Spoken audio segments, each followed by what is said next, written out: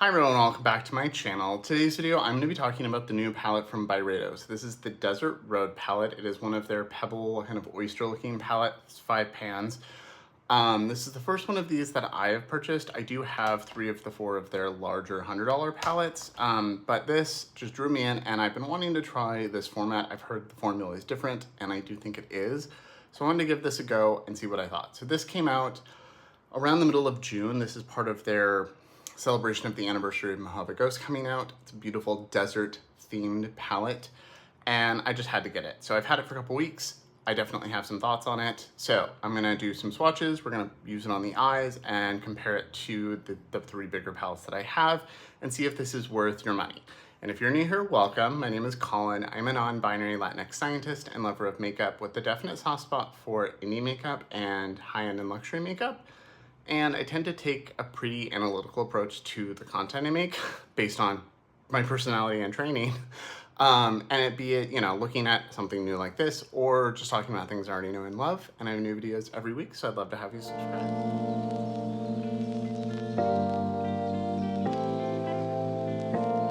So, like I said, this came out around the middle of June. I bought this, it launched originally at Nordstrom, sold out, and then I bought it from Bergdorf Goodman.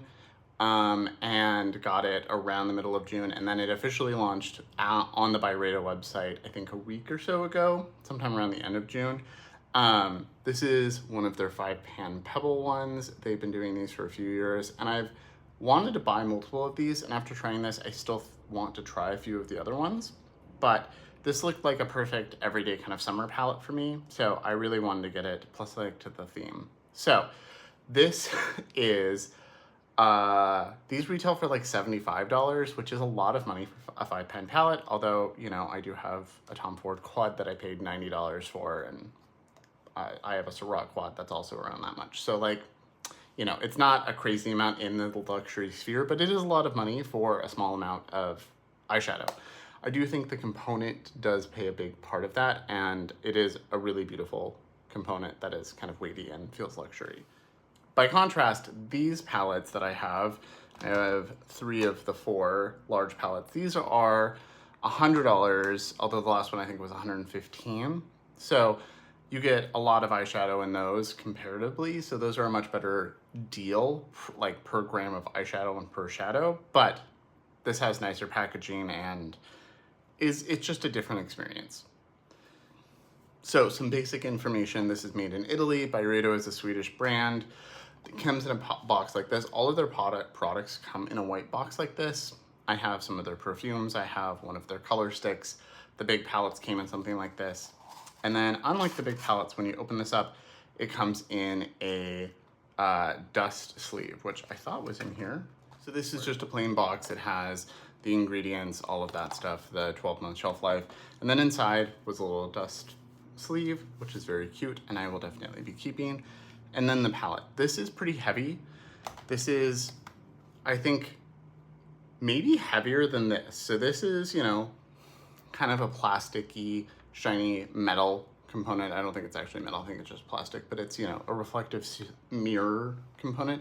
This is heavy. This is definitely weighted. Feels like maybe there's actual metal on here. This is significantly heavier than this. It doesn't have anything on the back. I thought they normally say the names of the palette on the back, but I don't know. And then when you open up, you have a mirror. It's a small mirror, but it's usable. And then you have the 5 eyeshadows. So this is really pretty. It is a very soft, everyday kind of palette. So you've got a kind of ivory shimmer. You've got an orange gold here, a soft pink, a terracotta matte, which is one of my favorites, and then this really interesting dusty purple. That is one of the reasons I really want it. But if you compare it to one of the large palettes, so this is the one that came out earlier this year, this is the Mineralscapes, you can see there is a very stark difference in the size, the amount of product, the number of shades, everything. This is a very different component. This is part of their permanent line, and these are their limited edition palettes. These are a great deal for your money. I mean, they're $100, so you have to be willing to spend that, but I love these. This is one of my favorite formulas I've ever used. I adore these. I think this is kind of a nice, This is kind of like a small condensed version of the Remembrance palette from last year. There's this dusty purple, which this doesn't have, but you can see that pink / warm bronzy gold. Like, it's similar. There are no direct dupe shades, and the formula is different, but it is kind of like a condensed version of this, which I don't mind. And then, in case you were interested in it, next to Flora Kalahari, again, kind of similar vibe, desert again. This has like, you know, the green and the blue and other stuff, but it still has pink, gold, bronze. It's, again, kind of a condensed version of this. It's the desert color story, but condensed and quote unquote the wearable colors. So I'm gonna quickly do some swatches on the back of my hand so you can see what the shades look like, and I'm gonna talk about performance of some of that, and then we're gonna go ahead and put them on the eyes and wrap this up. So you have one matte in this palette. It is this terracotta right here, and it is a really beautiful formula. So it is very soft and silky, and it is a very nice orangey terracotta.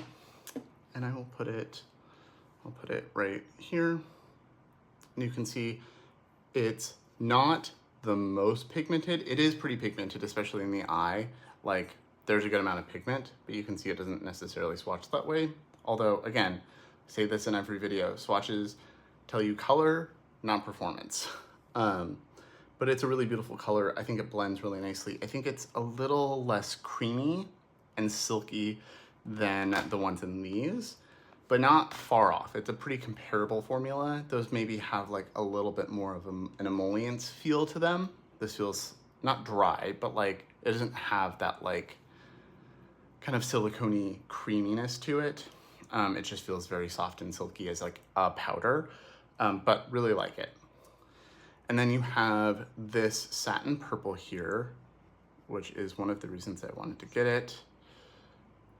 Very soft, very satin, but really pretty.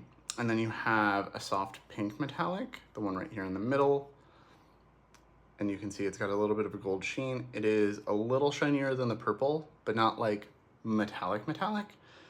And then the most metallic shade is this orangey gold shade, which I really love. You can see it's got that bit of a gold flip to it. And then the last shade is the ivory, which is also pretty shiny and reflective. So if I do the purple right here, you can see it is very soft. It does build up, and you can use it as like the kind of more smoky component of this. And these do blend together really nicely. I will show you that. See, it does have a bit of a sheen. And then the pink is the softest. I don't mind that because I don't really like pink eyeshadow on myself that much. I feel like it just kind of clashes with my olive undertone. So it does add a bit of pink to the look, especially if you put it over the other shade, but it's not a super intense pink, which I think I prefer. And then you've got the like orangey gold, copper, a little more reflective, and the ivory, which is the shiniest. Inner corner shade, you can put all over the lid. You can buff it out and it's a little less reflective, but it is the most high shine of them. I'm gonna wash my hands real quick, and then we're gonna try these on the eyes. Okay, so I just zoomed you in a little bit, and I put a little bit of my NARS eyeshadow base down. I use an eyeshadow primer with everything because otherwise they don't last on my lids. But I just put a little bit of that down. I've tried it where I put the shimmer down first, put the matte on the edge. I've tried all the different variations, and I think they all work well. I think I do like putting the shimmer down first though, and I'll show you both with a finger and with a brush so you can kind of compare. So this is my favorite brush for shimmers. This is a Refer 21. It's a natural hair brush. It's very pinched and flat, so you don't get as much kick up. With other shadows, these are pretty firmly pressed, so it doesn't really matter. But this is the orange and gold shade. So you can see it is very peachy, and it's shiny, but not foiled or overly sparkly. It is a very easily wearable kind of shade. And I would say it looks basically the same if I use my finger. You get a little bit more pigment, but pretty comparable. I've heard that some people say that a finger works better with this formula. I would say maybe a little bit, but I think a brush works fine. I don't know if this is different from other ones in this line, but for me, I haven't had an issue. And if I grab a little bit more on kind of more of a packing brush that has a little more fluff to it, picks up a little bit less, but with something like this, you can blend the edges, which I do like. See, I think this is really pretty. Is it the most revolutionary shade? No, but this is not a revolutionary color story either. It's just a pretty color story. I also forgot to mention, I did already do the rest of my face off camera. I will have it all in the description box. It's kind of like my go-to products lately. So I'll have everything linked down below. There's a lot of Surratt and House Labs, which is kind of par for the course for me. And then I'm gonna use the same kind of fluffy brush to pick up the purple. So you can see that. So it's really pretty dusky purple. I really like it. I've worn it all over the lid and I did like that, but I think it works really well out here and on the outer part of the lid and crease. And it is definitely a satin. It's gonna have a little bit more sheen where it's overlapping with the other shade. By itself, it does have just a very soft sheen. And if you don't want to use the matte, you can just blend these out together, or you can pick up a little bit of that terracotta and use that to buff the edges. And I've started with the terracotta other times and it does blend out really easily. I'll do that on this eye so you can kind of see. But I like Byredo's formulas so far. Everything I've tried, I've enjoyed in some way. See, I really like that. It's simple and you can steer clear of the purple and just keep it kind of monochromatic. I've done that for work a few times where I just used the terracotta matte and this shimmer. I'll do that on the other eye real quick so you can kind of see.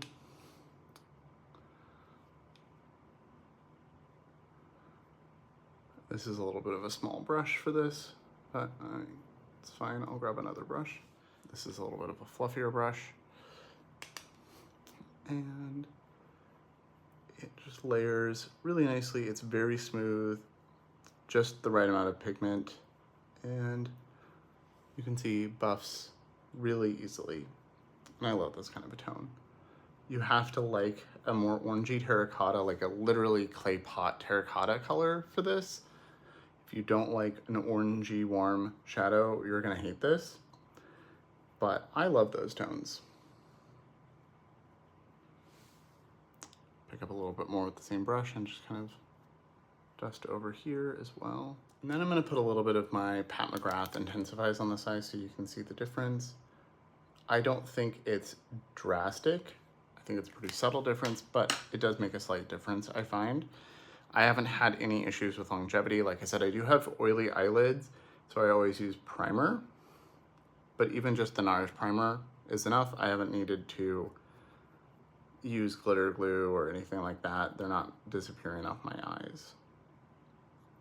I'm just using that rougher brush still. You can see it's a little, I think it's a little shinier, just not crazy,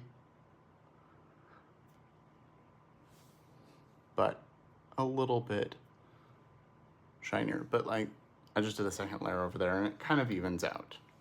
So I don't think it's necessary, but it does make us a little difference. Okay, so the last couple shades are the pink and the ivory. So the pink is a little more subtle and a little more sheer than the gold. I think it just, all over the lid, it is a little less shiny, a little less opaque. It still looks pretty, but I think what it works best as is just layering over the others. And it adds just that hint of pink shine without being overpowering. It's one of those shades where I feel like it makes the look a little more interesting, a little bit more put together without necessarily looking like you did more.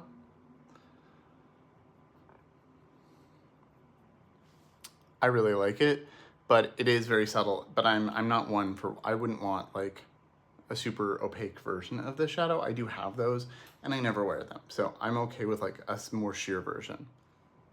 And then if I pick up a little bit of the ivory, all on the same brush, this is that same Refer brush, and just put that on the inner corner, you can see it is fairly reflective and brightening. It is kind of it's an ivory, but it's got a little bit of a yellow undertone to it. So it does work with these and it's not too cool. And you can put that there if you want, you can leave it out. You can see it is the most reflective. So you can also just kind of tap it over if you want, and it does add a little bit more shine. I personally really like layering shadows. It's one of the things I like about my Isomea shadows a lot, is I really like to like layer and kind of watercolor with them. And this doesn't feel the same, but it does give me the opportunity to do something similar. Okay, I'm gonna go off camera real quick and throw on some mascara, and I'll be right back to wrap this up. Okay, so I'm back. This is the finished look. All I did was add my Lisa Eldridge mascara, and I did brush a little bit of the matte underneath my eye as well, just to kind of complete the look. But that's it. I really like this. You can definitely do a look like this where you use all of them. You can do what I've done where I've just used the purple, I've used the matte and one of these two shimmers. You could use the matte and just the ivory if you really wanted something bright. I think it's a pretty versatile palette for only being 5 shades, but even if you wanted to throw them all on, you can. It doesn't give you a ton of depth, but you can see that it's not going to. If you need more than this, I would smudge out some eyeliner or something, or start as some smudgy eyeliner as the base and kind of build on top of that with the purple. I've done it, it works well. It was pretty if you want more smoke. But for me, this is like an everyday palette. Like this is my perfect everyday summer kind of palette. It's pretty, it looks nice. I got compliments on it when I went to work. It looks pretty and it does have a shine and kind of a little bit of a shift with that gold orange, but not like an indie shift. So, what I think about this, do I think this is worth $75 or whatever it is? I think $70. I think it really depends. I will say this forever, but if something is worth it is highly subjective. Makeup is subjective in general. Do you like something? Will something work for your skin tone, your undertone, your skin type? All of that, highly subjective. And I think is something worth it is also in that. I know some people who would rather spend $75 on an indie eyeshadow with lots of sparkles, or on like 4 special shades from Cleona, and this for them would not be worth it. Someone else who only generally buys drugstore makeup would also probably not think this is worth it. I do really like this palette, and I do like this formula. I think it's distinct. I think it's different from this, and not necessarily in a bad way. I know that this gets a lot of hate. I think a lot of people expect something different from it. I don't know. Some people say they have trouble working with it. I haven't experienced that with at least this palette, and I haven't watched any reviews on this, so I don't know what other people compare this to other Byredo palettes, but I think it works well with the finger. It works fine with the brush. I do use natural hair brushes, so I don't know if that makes a difference. They pick up product differently and they perform differently, which is why I prefer them, but I don't know if that could be part of it. I don't think this is, if you're looking for something super high impact, I don't think this is for you. But if you want something pretty, like quote unquote wearable, if you like this color story, if you like more satin shades, I think you'll like this. I wouldn't say that this is necessary, these two are necessarily a satin. You can chew them out, but they're not high shine foil metallics either. I personally like a satin on a day-to-day basis. I sometimes grab a multi-chrome that's super sparkly and wear that, or I just grab a satin. Some of my favorite shades from like Pat McGrath are her regular metallics that you can throw on as a satin, blend the edges, call it a day. I personally really like that kind of formula, and I think this is different, but in that kind of vein. So I think if you like those and you like this color story, it might be something worth checking out. If you are someone who hates satins or only wants sparkle or high shine or depth and smokiness, I think you're gonna hate this and I would just avoid it. So if you've tried these palettes from Byredo, I would say the matte is not exactly the same, but pretty similar. I think these have a little bit more creaminess to them. This has, it's like a little drier, but not like dry as in bad. Like it's just, it doesn't have, I think there's like kind of like a silicone-y creaminess that these have that this doesn't have, but I think they both perform well. I think some of the shades in these, like this one right here, are that more satin shade, like this pink down here. It's kind of satin. It has some shine, but not like super reflective, super metallic.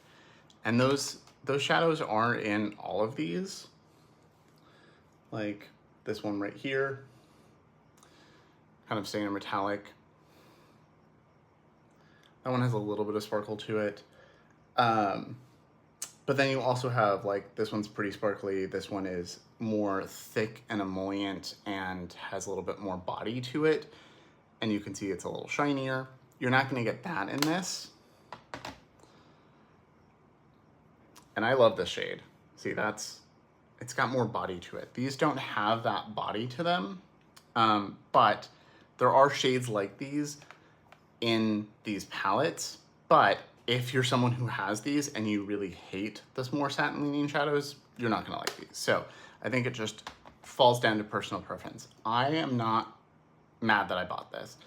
I'm not immediately like, I need to run out and grab all of them. And there are glitters in some of them. There are more sparkly shades. There are different formulas. There are 2 other ones that I definitely want to go swatch and will probably buy, but it's not a run out and buy, but most makeup's not. So for what this is, I'm very happy. I am about to go to Europe for a couple weeks, and this will probably be one of the 2 eyeshadow things that I take with me, because if I want to wear this kind of soft summery look, I'm gonna use this. So I have 0 regrets buying this. I'm very happy with it. I think it's pretty, I have no complaints.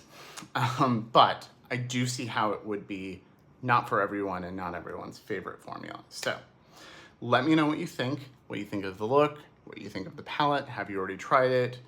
Are you thinking about it? Have you tried these little palettes from Byredo? I'd love to hear your thoughts and opinions in the comments below. Let me know what you think. As always, thank you so much for watching. Remember to like and subscribe, and I'll see you all in my next video.